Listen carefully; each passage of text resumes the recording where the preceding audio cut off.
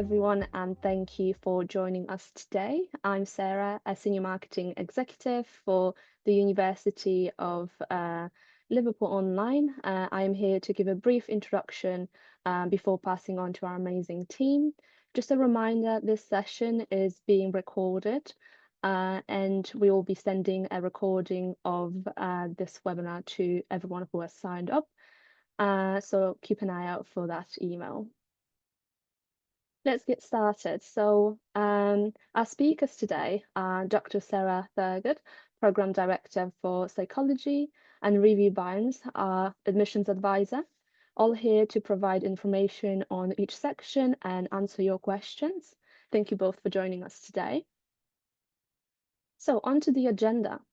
Today we'll be covering why we believe you should choose to study our online psychology programs here at the University of Liverpool, what the programs involve, following on with our admissions and enrolment process. We also have time for questions at the end of the session, but do feel free to drop them into the chat or the Q&A box at the bottom of your screen as we go, and we will pick them up and review them at the end. The University of Liverpool is proud to be known as the original Red Brick University, founded in the 1881 and a member of the Russell Group. Some great facts are we are ranked in the top 200 universities in the world, and most recently we were rated gold in the Times Higher Education Online Learning Rankings 2024. We have a network of 270,000 alumni in 187 countries, and over 20,000 online students have graduated with us since the year 2000. The online master's programs offered by the university are designed to work around you as a part-time online postgraduate student. We have a strong student community and try to ensure that our online students have a good level of engagement with their fellow students and teaching staff. The course materials developed by staff are designed for the online learning environment, and our programs are much more than just a reading list. They are interactive, they are challenging, but there is also a high level of support from academics and our student support team to ensure that students are successful in their studies. Students who successfully complete their studies graduate from the University of Liverpool and are awarded a Liverpool postgraduate degree certificate, just the same as students who take a similar program on campus. Okay, I will now hand over to Sarah. Oh, thank you very much for that. Yes, I'm Dr. Sarah Thurgood. I'm the Programme Director for Psychology here. So I'm just going to talk you through our psychology courses in the first instance. So just the first thing to say really is that these programmes, it's the previous slide first, sorry, Sarah. These three programmes offer students different approaches to this dynamic and popular field. And we do provide 3 levels of study in each of the programs that you see on the screen there. So we have a postgraduate certificate, a postgraduate diploma, and the full MSc. The first 4 modules of all the programs here are shared. They cover the foundations of psychology, and this structure allows students to begin in one program, and if they meet the academic standards, transfer to another program. And those who start with a PG cert, the PG certificate, and wish to progress to a higher award can do, and we can support you with that. At the MSc level, students must complete a 60-credit dissertation where they design, conduct, and write up a piece of psychological research. So in terms of the 3 courses that are on your screen here, the Psychology Conversion Programme is accredited by the British Psychological Society, also known as the BPS, and this allows students to apply for graduate basis for chartered membership. And this is particular for students who their first degree was not accredited, the psychology degree wasn't accredited, or they completed a first degree in a totally different subject.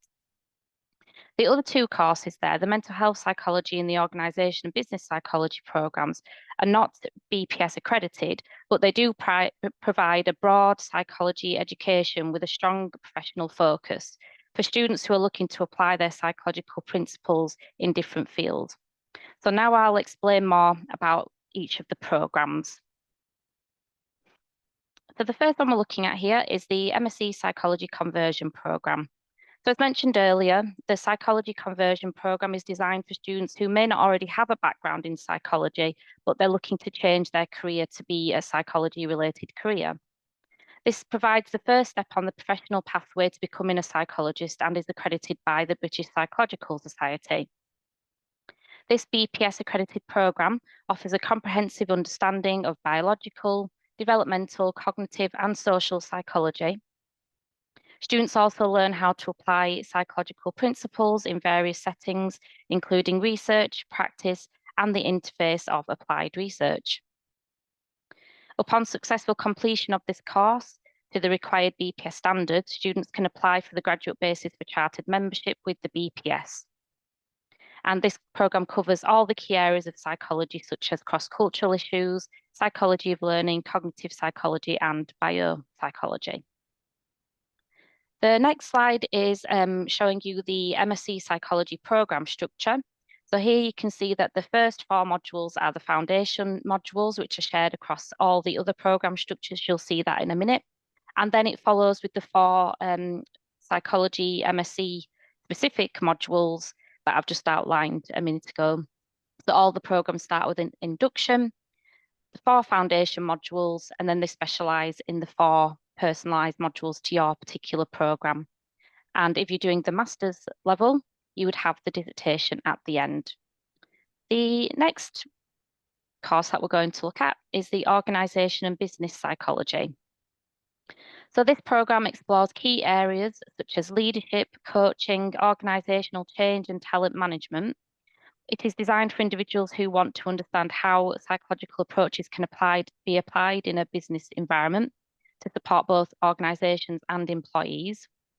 The programme helps students develop a critical awareness by practical application of psychological theory and principles in real-world workplace and organisational settings. By enhancing these skills, graduates will be equipped to improve modern organisational effectiveness and support employee well-being. The next slide there just shows you the very similar programme structure to the previous one, but the 4 final modules are tailored to the Organisation and Business Psychology programme. The next course that we're going to look at is the MSc Mental Health Psychology. So this programme covers key areas such as approaches to mental health, psychotherapeutic interventions, psychological appraisal and treatment, and cognitive behavioural therapy. This programme provides students with a strong foundation in both general psychology and core areas of mental health. It equips students with the skills to evaluate patterns in behaviour and psychological functioning, enabling them to identify and apply the most effective psychological approaches to mental health issues. Designed to support career development in the field, this MSc programme offers a comprehensive understanding of mental health psychology, preparing graduates for roles in research, practice, and further professional training. On the next slide here, you'll see the very similar programme structure again, but the final 4 modules are the personalised to this programme and cover the mental health specific modules. So let's have a look now at the programme target awards. So as mentioned at the beginning, we offer 3 levels of target awards, and this is how they break down. So the MSc Psychology in any of the 3 topics there, they're all 180 credits, and they all have 8 modules plus a dissertation. The postgraduate diploma level is 120 credits, and that includes 8 modules, but does not require the dissertation. The postgraduate certificate is 60 credits and comprises of 4 modules. So now we've had a little look at the different types of programmes and the awards that we offer. I just wanted to talk you through the next slide, which is the learning materials summary. So our programmes use a variety of interactive and engaging learning materials to enhance your understanding and application of psychology. And these include things like lecture casts, which are pre-recorded video lectures that provide in-depth explanations of key concepts. But the main thing about these is that it allows you to learn at your own pace and review the materials in the time that you have to study.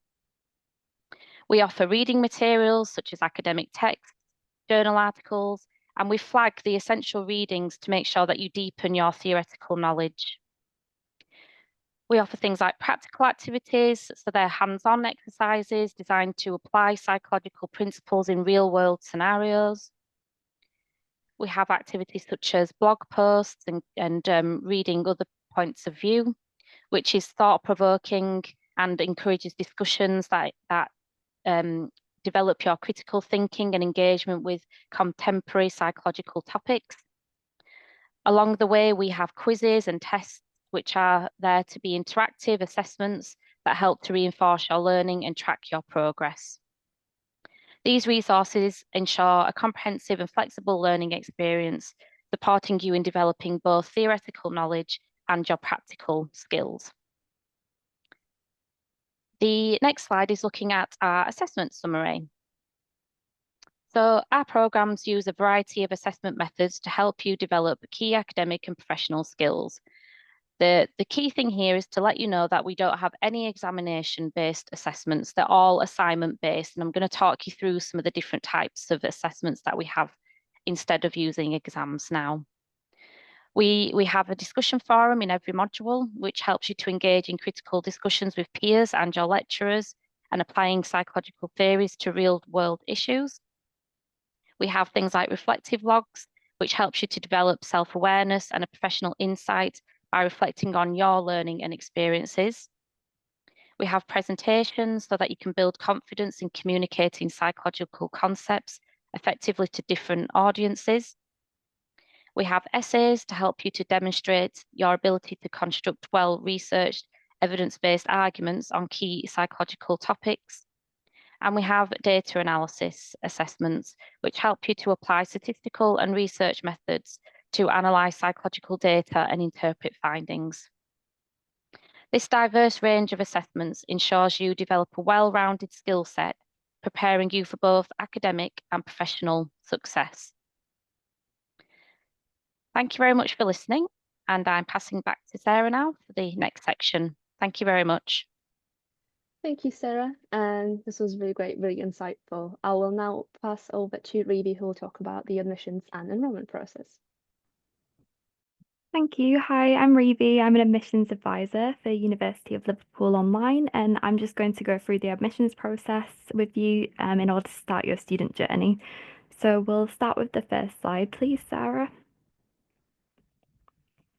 Thank you. So once you're ready to submit an application, you can do this on our website using the link on this slide. Your application should include the following documents. So we would need your ID, CV, degree certificates and translations if necessary, a personal statement of around 300 words, and evidence of English language. So this can be in the form of an IELTS or a TOEFL test. If you don't have any English evidence, then not to worry, we do have a free online English test, so we can set you up on this once we've received your application. And the next slide, please. So the admissions process usually begins when a student submits an inquiry about the programme they're interested in. Once you've submitted an inquiry, you'll be assigned a dedicated admissions advisor who'll answer your queries about the course and make sure you're happy before you submit an application with us.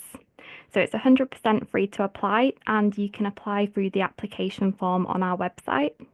Once you've applied and all documents have been received and reviewed by admissions, your application will then be sent to the Director of Studies for a further review, which usually takes around 10 working days to receive the outcome. If the outcome is successful, you'll be notified by your admissions advisor with the good news, and you'll be sent an offer letter. So should you accept the offer, you would need to pay a deposit payment within 14 days of receipt in order to be enrolled onto the programme. And the next slide, please. So the tuition fees do depend on which level you're applying for. So for the 24-25 academic year, the PG certificate, which is the 60 credits, is 10 months in duration and will be £5,623. The PG diploma, 120 credits, will be 20 months and £11,246.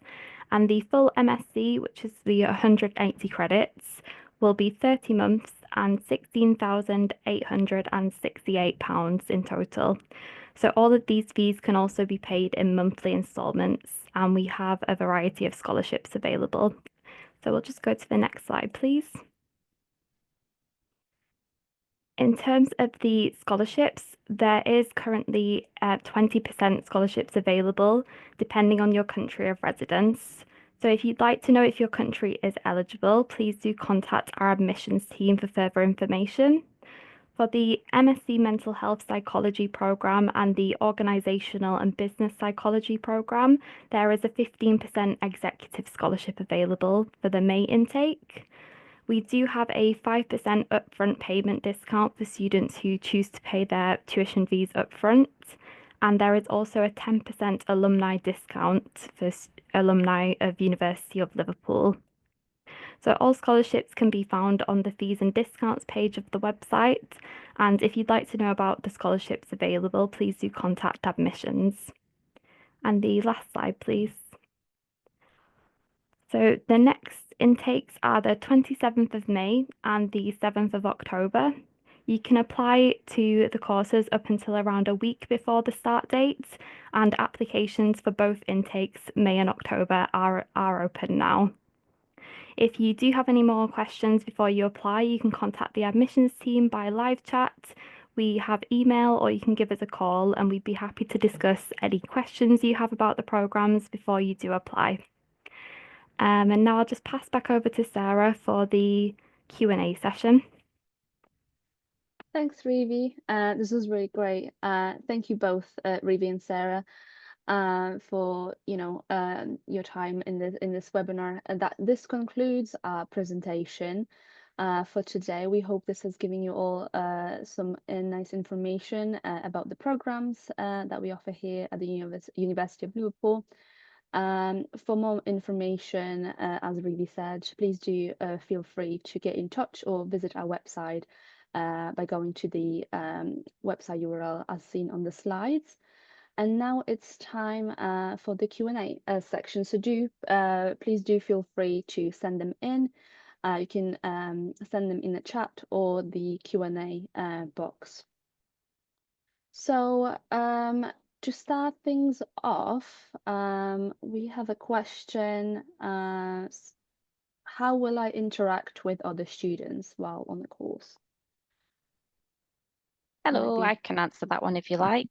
Thanks. So there's different ways of interacting with the students. So firstly, we have the discussion forums that we mentioned. That's a really good way of interacting with other students. And as you work through your modules, you'll develop a cohort of students that are following you in a similar journey. So you may set up some little groups to communicate with them and get to know the students a bit better. We also have things like the presentation assessments where students work together to create a presentation. And that's another way that students work together, get to know each other, working with different students from different cultures and across the world as well, which I think is quite appealing to some of our students. And other ways that students, we also have something called Coffee Connections, which is once a month, and students come and meet each other, get to know each other a little bit better, but also we invite lecturing staff to come and meet students as well, maybe present on some of their research. And maybe we recently we're doing an ethics panel, so students are bringing with them ethics issues, and we're going to, as a panel, help to combat those.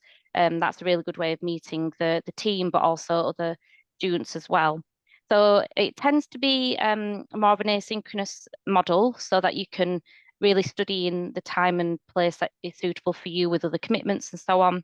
But we do have touch points with other students, lecturers, and the academic team as well, so that you, if you want to, there's people that you can engage with and have psychological discussions and things like that. So I hope that helps to answer your question.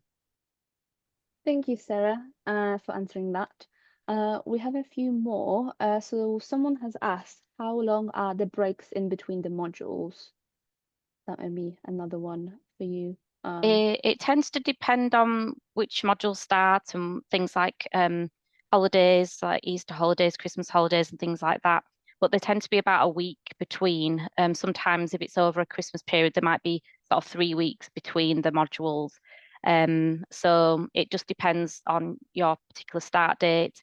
if you were to take a break in study for another reason, that would have to be factored in to a different study plan. But yeah, it's generally about a week between the modules ending and a new one starting, just to give you a brief idea of how that would work. Great, thank you. Another question is, I'll just read it out, I think. So someone has said, I do have a degree from South Africa, but one module is missing. I want to do a master's, but I immigrated before I could finish. Can I move straight to doing a master's degree? The previous master's degree was in psychology as well. Might be a combination of me and Reevy, because there'll be an admissions type question around if there's any recognition for the prior learning, but I believe we cap ours at 60 credits. So it would be a discussion with the admissions team and whether there'd be anything that you could carry forward from your previous masters to this masters. But it's definitely something you should speak to the admissions team about. Reevy, did you have any comments just now about that? No, I think that's all very clear. I'll just provide the link to the contact page for admissions, and then if you just want to send us an email and submit like the transcripts, we can have a look at it and initially advise for you. That's great. Thank you both so much. The next question is, I'm living in Liverpool, but it's easier to take this course as it's part-time. As I'm right near the campus, once I have a dissertation supervisor, would I be allowed to meet in person too, or is there a rule as I'm online? So there isn't any rule to do with you being an online student, and actually online students can access any of the campus-based provision.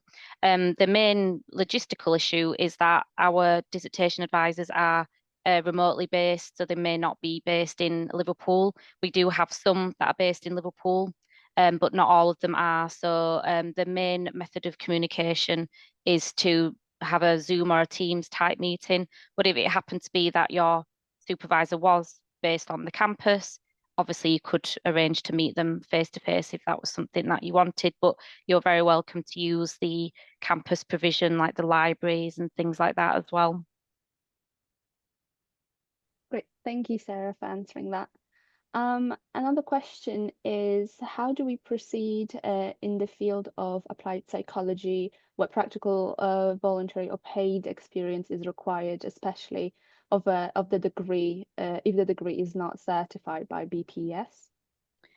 So that's why we have our the BPS accredited course in the MSc Psychology Conversion, because that provides the certification from the BPS. So we'd always recommend that somebody who hasn't had that from an undergraduate degree gains that through the conversion program. That's exactly what this program is for, to help people who haven't had that at undergraduate degree and now want to gain that. That's what the MSc Psychology Conversion course is for. So that's how you would proceed. Basically, you'd start by doing the conversion program, and then you may be required to do more study depending on which route of psychology that you actually want to go down. They're all slightly different depending on which specialism it is that you're interested in. So I hope that helps to answer that. So start by getting a undergraduate or a master's that's accredited by the BPS, and then you can move from there. Perfect. Thank you so much for answering that. Okay, the next question we have, so someone has asked, can you start on the PG cert and then progress onto the MSc? I have a BSc in psychology, but it was 20 years ago, so just going back to learning. Yeah, that's absolutely fine. So a lot of students like to start by doing the postgraduate certificate, and because that's the basis of all our master's programs, all the students who do the postgraduate certificate are also doing the same 4 modules as those on the masters. So you're very much within your right to have a go the first 4 modules, see how you feel, see if you're getting on okay, and then we can have a progression conversation about moving on to the postgraduate diploma or the masters. If you feel like it's suitable, you're really excited and enjoying learning, obviously we would have a look at that with you and make sure that it's suitable for your situation. But yep, the option's completely there. If a student was on the mental health pathway and decided that they'd like to go on the conversion pathway at sort of module 4, they're very welcome to transfer across as long as they meet the academic requirements for the each individual course. So yeah, please do feel free to have a look at the PG Cert as sort of an entryway and then progress on to one of the further awards if that's something of interest to yourself. That's absolutely fine. Perfect. Thank you. The next question we have, how does the course for MSc for Organizational Psychology online differ to offline in terms of content? So there is differences because we tailor and design our materials for an online audience. So we don't have the sort of live lectures with a lecturer at the front of a big hall and so on. Our materials are specially designed for an online audience to allow you to work through the materials at your own time and pace any time in the day or night across any time zone. So obviously that is different, but that is a plus point and something we're very proud of. However, the people who develop the materials and the curriculum are all involved in campus-based and online study to make sure that it's consistent amongst the two different provisions. So if you do an online course or a campus-based one, they're still based on the British Psychological Society curriculum for the conversion programme, and they're still based on the same curriculums for the courses that are provided in person on campus as well. So the academic excellence and standards are still there, regardless of whether you approach it from a campus or an online perspective. So I hope that helps to answer that question. Great, thanks so much, Sarah. No problem. The next question we have is, someone has said, I got a master's degree in mental health. I'm living in Gaza Strip. Do you recommend me to get your mental health MSc, the mental health program, or would you recommend something else? What I'd recommend is having a look at the modules and the program specifications for our mental health masters and just check whether that it seems to cover similar things to what you've already covered, because it might not be worth your time and effort to do exactly the same course again. You might want to try something different to widen your CV, but if you think that our program has something that you've missed on the one that you've completed, then by all means, it would be a great addition to your prior learning. In terms of making sure that you've got that conversion, the BPS accreditation from an undergraduate degree or a master's level degree, if you're wanting to progress further in psychology, I'd obviously recommend taking a look at that. That would obviously support your master's that you've already got, but give you a way of moving forward in the area of psychology if you've not already got a graduate basis for chartered status. So I'd take a look at the program spec, see what it looks like compared to what you've already completed, and that should help to see whether there's any gaps or anything that additional you'd gain from ours. And then please take a look at the benefit of having the chartered basis for the graduate basis for chartered status from the BPS in the area where you live and whether jobs and courses require that there. Great, thank you. And another question we have, I think this one might be also for you, Sarah. How do you manage the stats, the data analysis module remotely? So we use a program called R and R Studio to do our statistics training. And we have a series of lecture casts where it takes you through a scenario, could be a sort of a practical example, and will take you through how to analyze the data in that scenario, how to write up the findings of that. It's all done via video, so you can watch that back as many times as you like. We have a core textbook that goes alongside the statistics module, so you can dip in and out of there to enhance your own knowledge. And then we also have office hours with our lecturers who teach on the data analysis module. So if you had any statistics type questions or queries, you could take those to the office hours and have somebody support you with that. We also have a Q&A section on the module, so you could speak to other students and say to them, I've had this problem with this data analysis. How have you managed that? What kind of techniques have you used? And sort of have that peer support to help with that. There's also support from the university in terms of stats training and guidance. You'd be very welcome to access the that support from the university as well. And online students are equally able to access that in a remote online session as a campus-based student would be. So I hope that helps you. We do offer a lot of support for stats and data analysis because we know students are quite nervous about that element. But there's nothing to be nervous about. We offer support every step of the way and additional guidance and support if required. Great, thank you. We have another question. So someone has asked, do you accept support plans on the course? I have one for my undergraduate course. Can I use the same one for the online masters?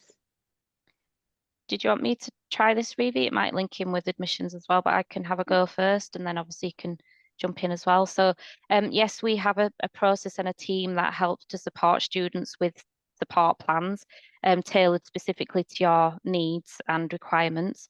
I'd recommend that you start a new plan or share your current plan with the disabilities team so that we can check whether that's something that we can do in the master's level courses. Hopefully we'll be able to provide you with the support that you require. But I would say that, you know, when you join the course, have a meeting with the disabilities team and speak them through what support you require, and then they'll tell you what we can offer on our side. So it wouldn't necessarily be exactly the same one, because we wouldn't necessarily transfer it, but we'd love to have a look at that, refresh that where possible, and ensure there's a consistent level of support, you know, between the different levels of studies that you've had. Is there anything from an admissions perspective, Revi, that you wanted to say Yeah, I think about coming that's all on with a support plan? Yeah, that's all really clear. Thank you. So yeah, as soon as you receive an offer for the program, we'll then send you like a disability guidance form for you just to fill out, and then you'll be in contact with the disability team as well on the course for further support. So you kind of get that support initially as soon as you receive an offer, so that you can put the plan in place, and speak with them about it. Great, perfect. Thank you both for answering that. Right. I think that's all the questions that we have. If you have any more, please feel free to drop them into the Q&A box or get in touch with our admissions team by visiting our website. But yeah, I think we have reached the end of this session.